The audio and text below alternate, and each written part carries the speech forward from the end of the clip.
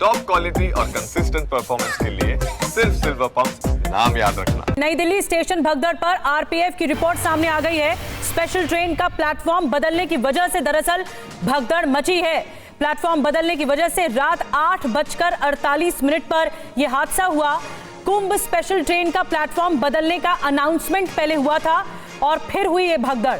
RPF ने railway को ticket बिक्री पर रोक के लिए भी कहा था।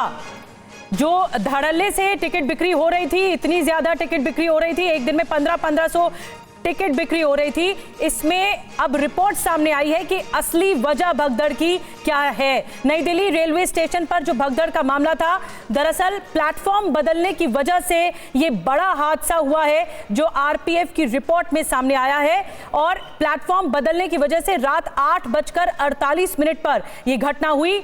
कुंभ स्पेशल ट्रेन का प्लेटफॉर्म बदलने का पहले अनाउंसमेंट हुआ था, इसकी घोषणा हुई थी, अनाउंसमेंट किया गया था लाउड स्पीकर के जरिए और उसके बाद ये भगदड़ मची, ये हादसा हुआ। जितेंद्र जानकारी और दे रहे हैं। जितेंद्र, एक बड़ा खुलासा इससे हुआ है आरपीएफ की रिपोर्ट से। दरअसल प्लेटफॉर्म बदलने के एवज में लोग भागना शुरू हो गए एक प्लेटफॉर्म से दूसरे प्लेटफॉर्म और ये भगदड़ हो गई।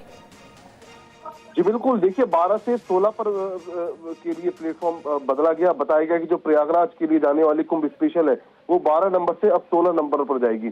उसके बीच में 13, 14, 15 यानी कि 3 प्लेटफॉर्म पड़ते हैं। उन 3 प्लेटफॉर्म की भीड़ पहले से मौजूद थी उस गैलरी के अंदर। और जब 12 के जो यात्री थे, जब वो 16 की तरफ अचानक से दौड़ने लगे तो अचानक से पूरी स्थिति एक अफरा तफरी का माहौल वहां पर बन गया।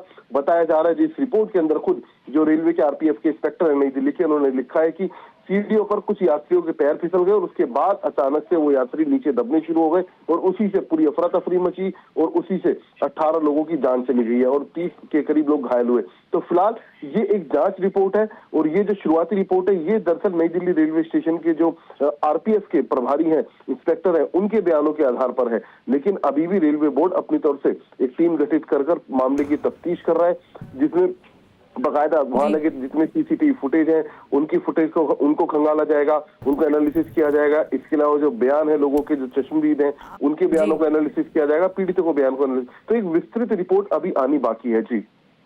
जी बहुत बहुत धन्यवाद जितेंद्र, नजर बना के रखिए, बड़ी जानकारी दे रहे हैं जितेंद्र। अब रेलवे बोर्ड तो अपनी जांच को आगे बढ़ा ही रहा है, लेकिन जो आरपीएफ की रिपोर्ट आई है, जो सुरक्षा का जिम्मा जिसके अंतर्गत होता है, उसके जरिए ये बताया गया है कि अनाउंसमेंट हुआ था एक प्लेटफॉर्म से दूसरे प्लेटफॉर्म पे जाने का और उसके बाद अचानक से ये घटना सामने आ गई।